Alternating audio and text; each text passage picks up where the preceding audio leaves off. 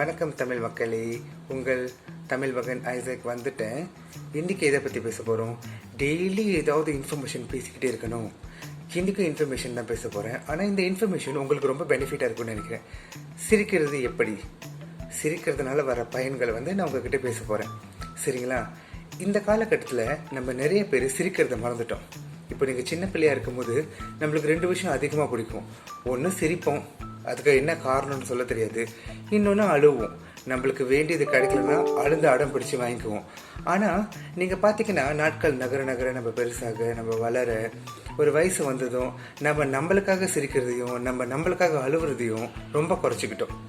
முக்கியமாக நீங்கள் பார்த்தீங்கன்னா அழுவுறது கூட அடுத்தவங்களுக்காக தான் அழுவோம், சிரிக்கிறது கூட தான் அடுத்தவங்களை பார்த்து தான் சிரிப்போம். அப்போது நம்ம வாழ்க்கையில் நடந்த சம்பவங்களை நினச்சி நம்ம சிரிச்சிருக்குமா?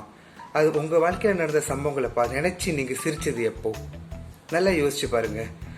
ஏன்னா நம்மளுக்கு நிறைய வேலைப்பளு, நம்மளுக்கு நிறைய ஸ்ட்ரெஸ் இருக்குது, நம்மளுக்கு நிறைய பிரச்சனை இருக்குது. எல்லாத்தையும் நம்ம மண்டையில் ஏற்றிக்கிட்டனால சில நேரங்களில் நாமளாக இருக்க மாட்டோம், சிரிக்கிறத மறந்துடுவோம்.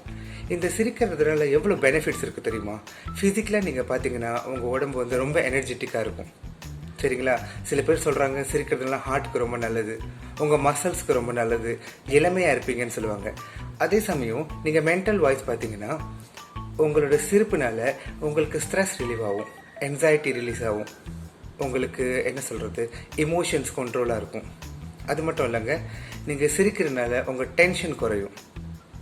அடுத்து நீங்கள் பார்த்தீங்கன்னா சோஷியல் ரீதியாக பார்த்தீங்கன்னா உங்களுக்கு நிறைய ஃப்ரெண்ட்ஸ் சேருவாங்க.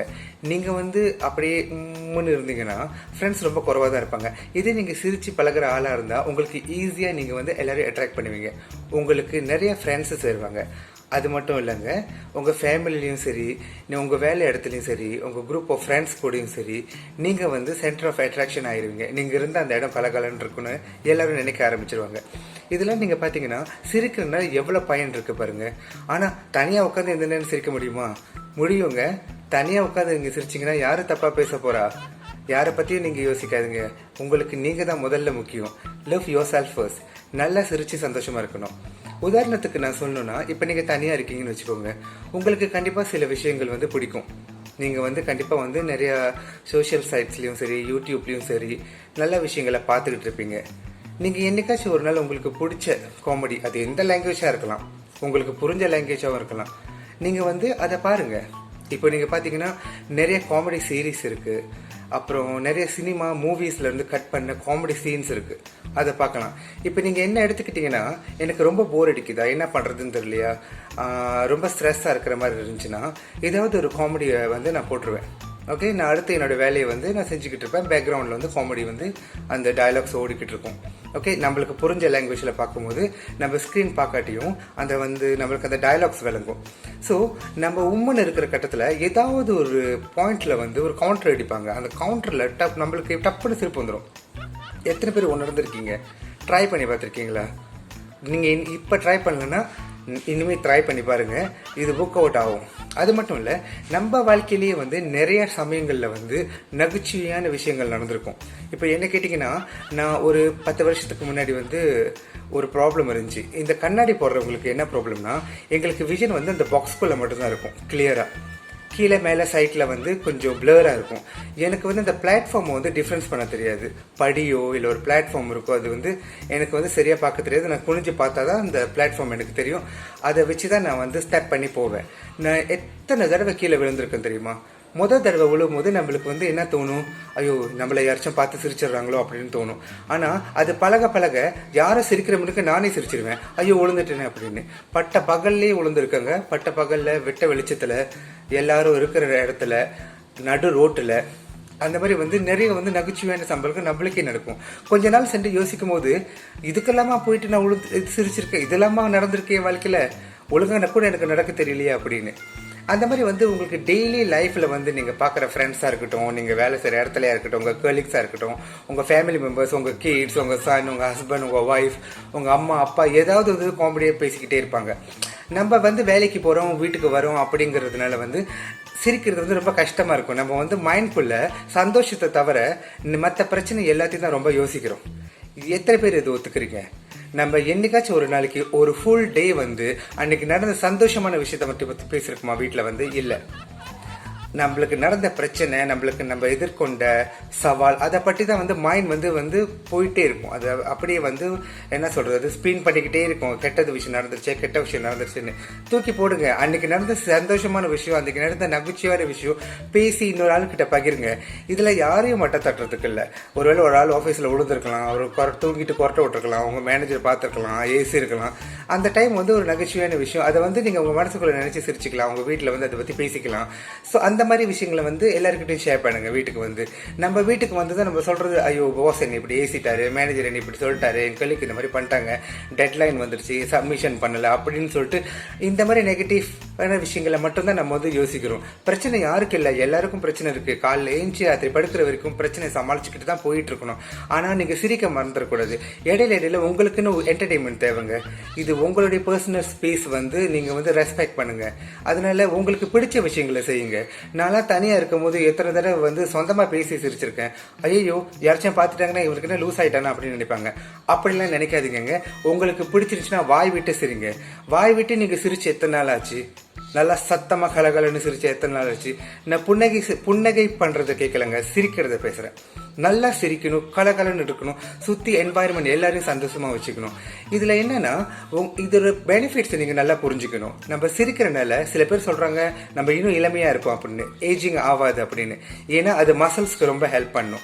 சிரிக்கிறது வந்து எந்த காசு கொடுத்தோ இல்லை நம்ம எதுவும் பே பண்ணியோ சப்ஸ்கிரைப் பண்ணியோ நம்ம வந்து சிரிக்க போறது இல்லை. நீங்க சிரிக்கலாம்.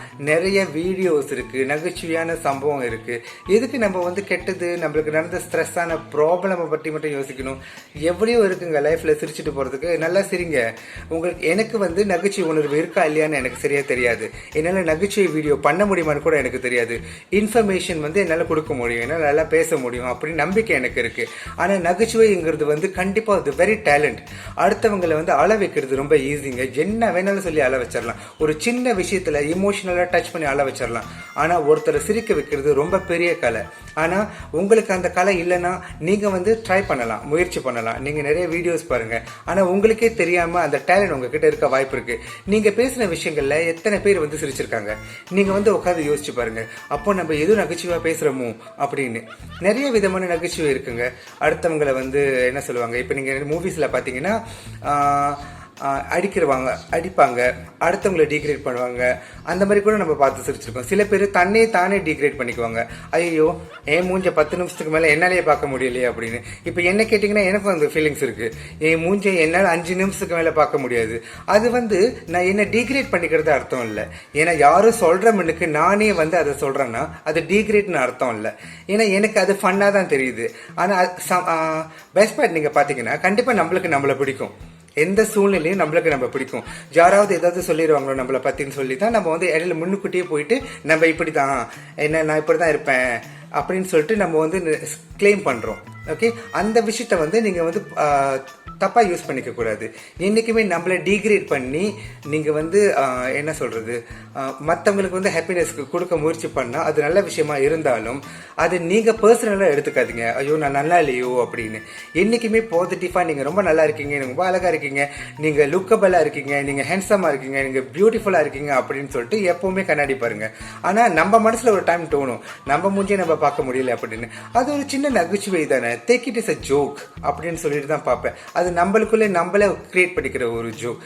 மற்றவங்க வந்து கேவலப்படுத்துறாங்களா, மற்றவங்க வந்து நம்மளை தப்பா சொல்றாங்களா, அதை வந்து மனசுக்குள்ள போட்டு நெகட்டிவா வந்து எடுத்துக்காதீங்க. Try to change it to positive. Okay, நம்ம யாரையும் ஜட்ஜ் பண்றதுக்கு உரிமை இல்லை. ஆனால் you can crack joke any time. Okay, அந்த ஜோக் வந்து யாராவது ஹர்ட் பண்ற லெவலுக்கு போச்சுன்னா அப்போ நம்ம அதை யோசிக்கலாம். ஆனால் நம்ம சீரியஸா மோட்டுக்கு போக வேண்டாம். நம்ம ஜோக்ஸ் பற்றி மட்டும் தான் பேசுறோம். ஸோ இந்த காமெடிஸ் வந்து அன்றாட வாழ்க்கையில நம்மளுக்கு எவ்வளோ ஹெல்ப் பண்ணும் தெரியுமா? டெய்லி நம்மளோட ஸ்ட்ரெஸ் பஸ்டரா இருக்கும். நம்மளுக்கு அவ்வளோ ஸ்ட்ரெஸ் இருக்கும். ஒரு சின்ன காமெடியை பார்க்கும்போது, ஒரு காமெடி கிளிப்பிங் பார்க்கும்போது நம்மள அறியாமலே நம்ம சிரிப்போம் என்னைக்குமே. ஆனால் டெய்லி வந்து சிரிக்கிறது வந்து தப்புன்னு யாருமே சொல்ல முடியாதுங்க. நீங்க தனியா சிரிச்சாலும் சரி, கும்பலா இருந்தாலும் சரி. சில பேர் சொல்லுவாங்க நீ என்ன வந்து பேசுறதே பேசி சிரிச்சுக்கிட்டு இருக்க அப்படின்னு. Let them talk. நம்ம எதுக்கு கவலைப்படணும்? நான் இது என்னோட கேரக்டர், நான் என்னோட பல்ல காட்டுவேன்னு. நிறைய பேர் என்கிட்ட சொல்லுவாங்க, நான் கான்சென்ட்ரேட் பண்ணும்போது நான் வாய் திறக்க மாட்டேன், என் பல்லு தெரியாதுன்னு. ஆனால் நான் சிரிச்சுனா நிறைய பல்லு இருக்கே அப்படின்னு. இல்லை இருந்துட்டு போகுது, என்னோட பல்லு தானே இருந்துட்டு போகுது அப்படின்னு. ஸோ சம்டைம்ஸ் வந்து நம்மளுக்கு வந்து அந்த ஃபீல் வரணும். யாராவது இன்னும் அவருக்கு வாய் நிறைய பல்லு இருக்குன்னு சொல்லுவாங்க நம்ம சிரிக்கும் போது. லெட் இட் பி, விட்டுருங்க. நீங்க சந்தோஷமா சிரிங்க, எல்லா விஷயத்துக்கும் சந்தோஷமா இருங்க. எப்ப கவலை எமோஷனுங்கிறது வந்து ஒரு 5 நிமிஷம் 10 நிமிஷம் இருக்கலாம். நீங்க சோகமா இருக்கீங்க அப்படின்னு, டவுனா இருக்கீங்க அப்படின்னு, then please come back to your normal life. திருப்பி நார்மலா வாங்க.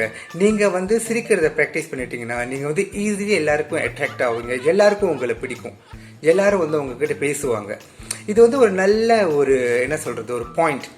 இந்த ஒரு ஆட்டிடியூட் உங்ககிட்ட இருந்துச்சுன்னா உங்களோட ஃப்ரெண்ட் சர்க்கிள் வந்து பெருகும். அது வந்து இன்னும் ஹியூஜ் ஆகும். People will start liking you. நீங்கள் வந்து இப்படி தானே. நம்ம உம்முன்னு இருந்தால் நிறைய பேர் வேலைக்கு போயிடுவாங்க. நம்ம பேசாமல் இருந்தால் இவனுக்கு பேச தெரியுமா அப்படிங்கிற மாதிரி ஒரு சிந்தனையில் வந்து நிறைய பேர் வேலைக்கு போயிடுவாங்க. உங்களுக்கு ஹிடன் டேலண்ட் வந்து தெரியாது. ஆனால் நீங்கள் சிரித்து சந்தோஷமாக கலகலன்னு அந்த இடத்த வச்சுக்கிட்டிங்கன்னா, நான் சொல்கிறேன், டெஃபினெட்லி சொல்கிறேன், நீங்கள் இதை ட்ரை பண்ணி பாருங்கள். சிரிக்க தெரியாதுன்னு சொன்னவங்க சிரிச்சு பாருங்க, உங்களுக்கு கண்டிப்பா நிறைய ஃபேன் பேஸ் வரும், நிறைய ஃப்ரெண்ட்ஸ் வருவாங்க, உங்களை பிஸியா வச்சுக்குவாங்க. கவலையை பத்தி யோசிக்காதீங்க. நாளைக்கு நாளானிக்கு அடுத்த நாள் வந்து நம்ம வந்து ப்ராப்ளம் ஃபிக்ஸ் பண்ணிட்டு போகலாம். ஆனா இன்னைக்கு இந்த நிமிஷம் நீங்க சிரிக்கிறத மறந்துடக்கூடாது. இப்ப சொல்றேன், இந்த வீடியோக்கு அப்புறம் நீங்க போயிட்டு யூடியூப்ல நல்ல காமெடி வீடியோஸ் பாருங்க.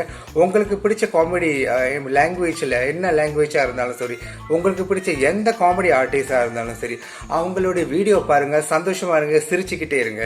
சிரிப்பு மறுபடியும் நான் சொல்றது என்னன்னா, என்னுடைய மோட்டிவ் நீங்க எல்லாரும் சந்தோஷமா சிரிச்சுக்கிட்டு இருக்கணும்னு. எனக்கு காமெடி வராதுன்னு நினைக்கிறேன். என் மூஞ்சி பார்த்து உங்களுக்கு சிரிப்பு வந்துச்சுன்னா எனக்கு ஹாப்பி. அதை விட சந்தோஷமான விஷயம் வேற என்னங்க இருக்க போகுது? ஓகே, நீங்க வந்து சிரிச்சுட்டே இருக்கணும். My motive is to make everyone happy. சரிங்களா? சரி, அடுத்து ஒரு நல்ல இன்ஃபர்மேஷன் இல்லைனா வந்து ஒரு நல்ல பேய் கதை. நேற்று பேய் கதை பார்த்துருப்பீங்க, நல்லா இருந்துச்சான்னு தெரியல. நல்லா இருந்தால் சொல்லுங்க, நான் அடுத்து செய்வேன்.